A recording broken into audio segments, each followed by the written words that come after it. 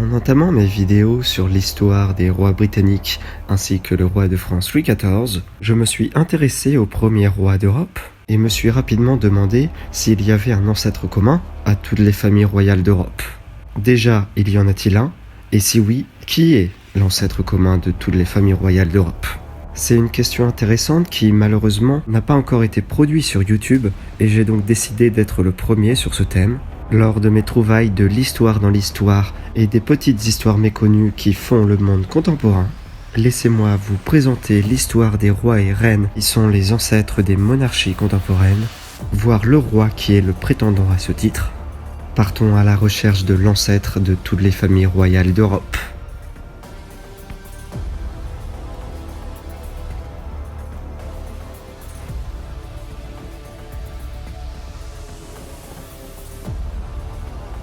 Pour partir à la recherche de cet ancêtre commun, il ne faut pas commettre l'erreur que j'ai produite, partir aux origines de la fin de l'Antiquité pour retrouver le roi qui serait l'ancêtre commun. Nous devons pratiquer un bond en avant pour retrouver les temps modernes.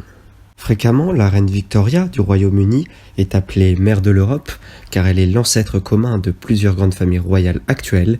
Cependant, cette thèse prête à débat puisqu'il y a des historiens qui ne la considèrent pas comme l'ancêtre commun des monarchies royalistes.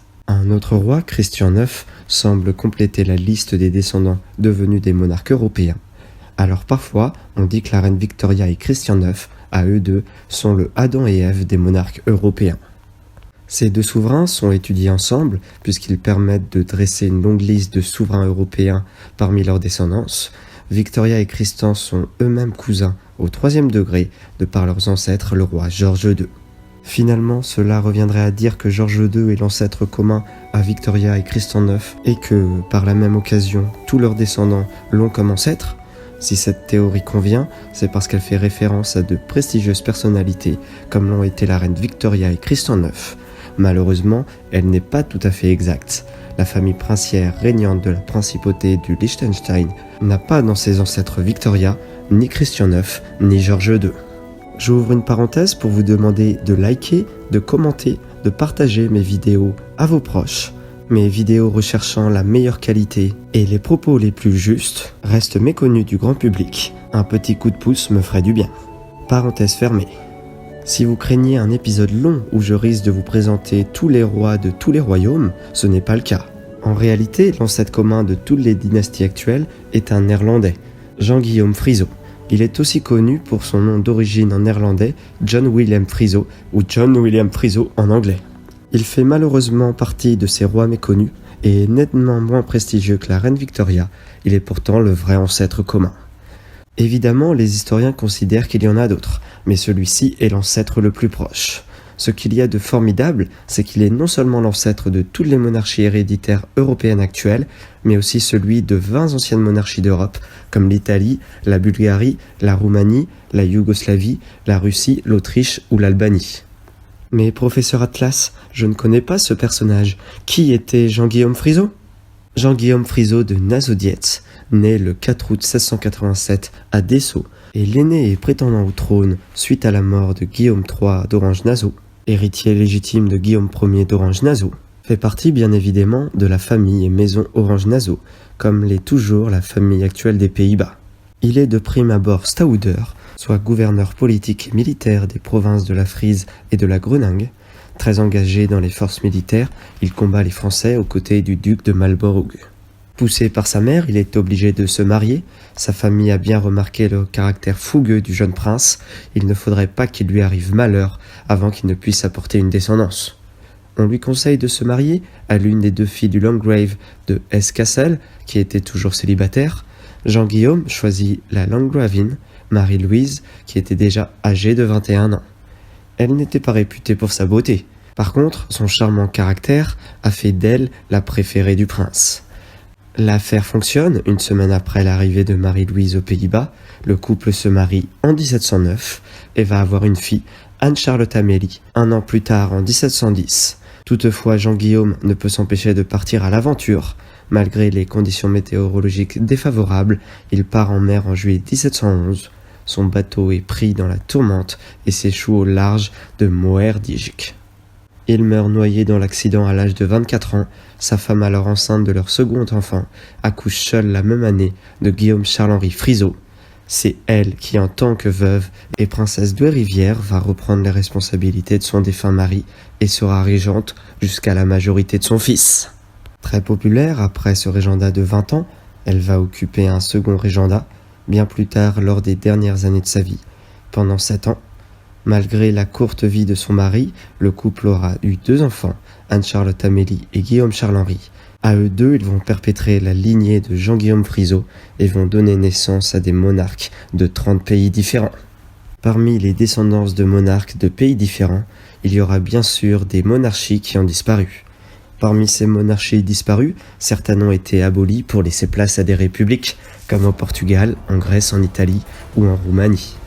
D'autres ont tout simplement connu la guerre et la refonte du territoire, comme c'est le cas pour la majorité des territoires souverains de l'Empire germanique qui ont été regroupés en 1918 lors de la formation de la République de Weimar.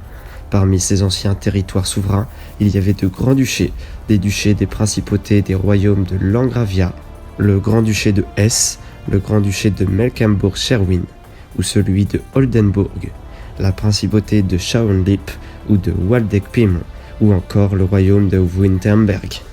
Leurs héritiers se comptent par myriades. Alors qui sont les enfants et petits-enfants de Jean-Guillaume Friseau qui ont eu une descendance royale? On retrouve parmi leurs descendance naturellement Jean-Guillaume Friseau, Marie-Louise de Hesse-Cassel, Anne-Charlotte Amélie d'Orange-Nassau, Frédéric de Ben-Durlach, Guillaume IV d'Orange-Nassau, Anne de Grande-Bretagne, Charles-Frédéric, Guillaume Louis, Caroline, Guillaume V, parmi les territoires de Monaco, Hesse, près du Rhin, de la Russie, de la Yougoslavie, de la Roumanie, de l'Italie, l'Autriche, du Liechtenstein, de Bade, de la Prusse, de Mecklembourg-Schwerin, enfants retirés de tout ordre de succession, car issus d'un mariage morganatique, Oldenbourg, la Grèce, Hanovre, Buchkin, l'Espagne, la Bavière, Wurtemberg, le Royaume-Uni, Schaubenlippe, la Saxe, Cobourg, Gotha, la Bulgarie, le Luxembourg, la Suède, Waldeck-Pyrmont, les Pays-Bas, la Saxe-Weimar, Esch-Jansac, l'Albanie, la Belgique, le Danemark et la Norvège. Je le précise, il faut savoir que certaines familles se retrouvent sous plusieurs ancêtres. Seul le lien de parenté le plus direct est pris en compte dans cette vidéo. Les monarchies se rapprochant de Jean-Guillaume Friseau, existant encore, sont principalement les Bourbons, avec la maison Bourbon qui règne en Espagne depuis 1700, avec des interruptions de la maison Bonaparte et de la maison de Savoie. Elle a succédé à la maison de Habsbourg, la maison de Bourbon-Parmé au Luxembourg, issue de rameaux de Bourbon-Parmé, règne au Luxembourg depuis 1964. Elle succède à la maison de Nassau, descendante masculine. La famille emploie toujours le nom de Nassau, bien que descendant de cette maison par les femmes. La maison de Polignac de Monaco, la maison Grimaldi. La maison de Polignac règne agnatiquement sur Monaco depuis 1949. Elle succède à la maison de Gouillon-le-Malignon. La famille emploie toujours le nom Grimaldi, bien que descendant de cette maison à la fois par les femmes et par bâtardise.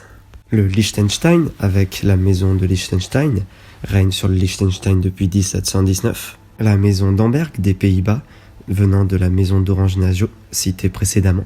La maison d'Amberg règne agnatiquement sur les Pays-Bas depuis 2013. Elle a succédé à la maison de Lippe-Beesveld. La famille emploie toujours le nom Van Orange-Nassau, bien que descendant de cette maison par les femmes. On retrouve le Danemark avec la maison de Glücksbourg, la maison de Schleswig-Holstein, Sonderbourg, Glücksbourg, règne sur le Danemark depuis 1863. Elle a succédé à la maison d'Oldenbourg. On retrouve la Norvège avec la maison de Glücksbourg également. Régnant sur le territoire depuis 1905, elle a succédé à la maison Bernadotte. Le Royaume-Uni avec la maison de Velten par sa branche de Saxe-Cobourg, Chalfar qui disparaît en 1826 au profit du nom de Saxe-Cobourg, et Gotha règne agnatiquement sur le royaume de 1901 à 2022. Elle a succédé à la maison de Hanovre.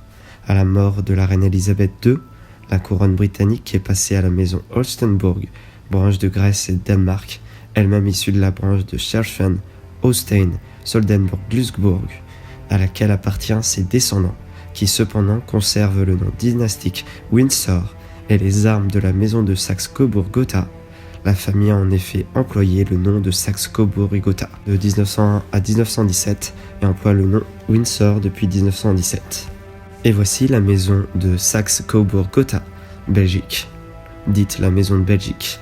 La maison de Wettin, par sa branche de Saxe-Cobourg-Salfate, qui disparaît en 1826 au profit du nom de Saxe-Cobourg et Gotha, règne anatiquement sur la Belgique depuis 1831. La famille a employé le nom de Saxe-Cobourg et Gotha de 31 à 1918 et emploie le nom de Belgique depuis 1918. Voilà pour l'histoire de l'ancêtre commun de toutes les familles royales d'Europe.